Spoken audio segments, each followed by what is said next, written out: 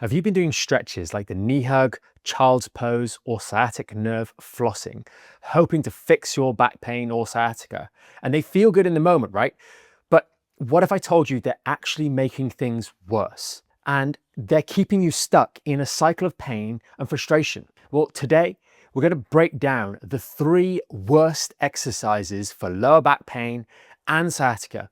We're going to talk about why they keep being recommended, what they're actually doing to your body, and most importantly, we're going to cover what you should be doing instead. If you're new here, welcome. I'm Michael Fatika, the lead osteopath and spine specialist here at Back in Shape. We help people around the UK and all over the world fix their back pain from home and get back in shape for the long term. And today we're cutting through the noise to help you finally make progress with your back pain or sciatica recovery. So why do these exercises feel good? Let's start with the 3 common offenders.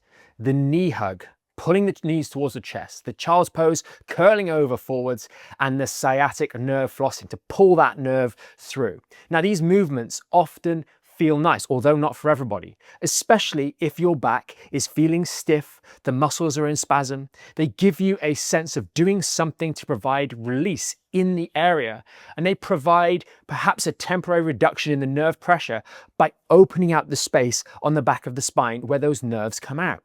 But here's the problem. Not only are they doing nothing to rebuild strength, structure, or provide any stability for your lower back, something it desperately needs right now, they're actually getting in the way of the recovery process. They're reproducing the very movement that resulted in either the injury in the first place, bending forwards, or the flare-up that took place. In short, they're chasing short-term relief at the cost of long-term healing. And that's exactly how so many people end up doing hundreds, if not thousands of reps of these exercises or stretches without getting any better, wondering what's going on. So if these exercises are so bad, why are they still being handed out by your physio, chiro, your osteopath, your GP? And the simple truth is because most of the treatment plans that you're having or rehabilitative strategies are built around relieving symptoms and nothing more. They're not targeted at fixing the root cause. They want to stretch the nerve. They want to decompress the spine. They want to loosen the back and ease the spasm. It all sounds nice, but if you've just injured the disc at L4-5 or L5-S1 and it's constantly being bent and flexed forwards, you're preventing it from going through the healing process by stretching out those very ligaments and parts of the annulus fibrosus that are actually trying to tighten back up and knit together. It's just like if you've got a graze on your elbow.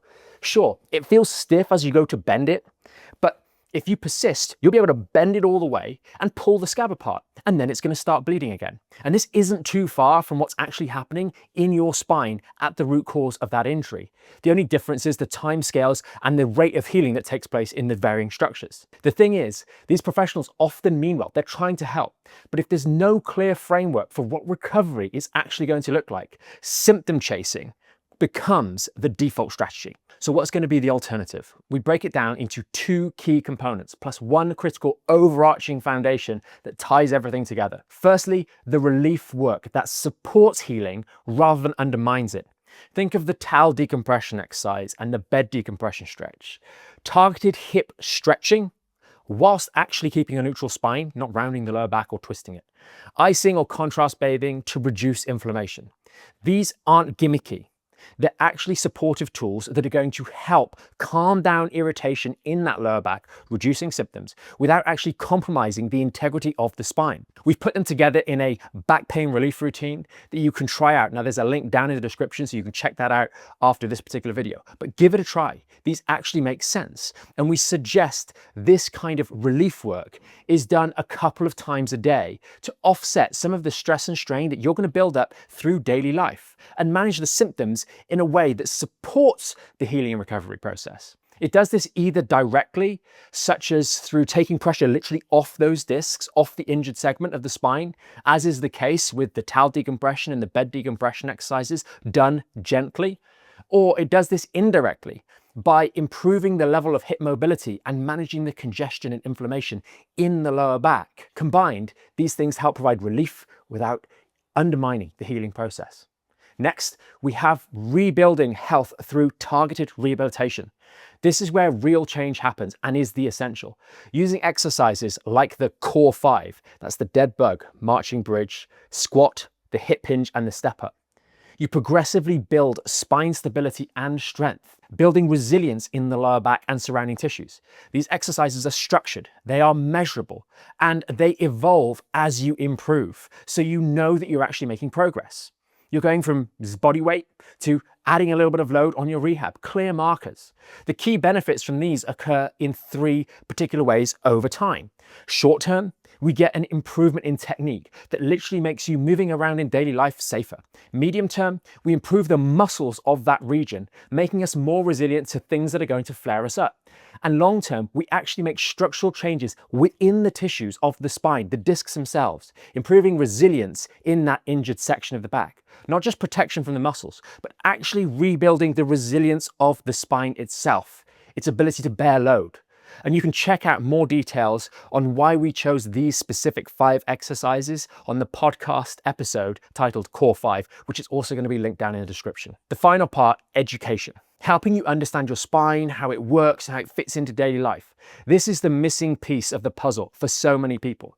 Actually understanding why you're doing each exercise, understanding how healing works and how the spine works. Having this expectation removes fear and helps replace it with a degree of confidence.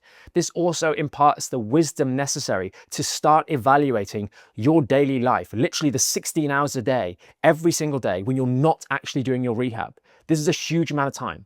And often this massive time window is home to many of the activities and practices and things you do that are actually barriers to your recovery. Barriers that stop that lower back from actually going through a smooth healing process. And making improvements here can make massive differences in the overall recovery. And it's hard to overstate how impactful this can be, stopping doing the bad stuff. Remember, 30 minutes of even the best exercises or relief strategies or treatments is going to struggle to offset 16 to 18 hours out there in the real world of abuse, neglect, and doing things that interrupt that healing process. So here are some closing thoughts to help you wrap it all up and put it together. Just because a stretch feels good doesn't mean it's helping. The knee hugs, the child's pose, the nerve flossing, they provide a temporary relief for some, but no long-term healing. And in fact, most often, it's the contrary. It's making things worse. True recovery really requires stability to be developed in and around the spine, not extra flexibility.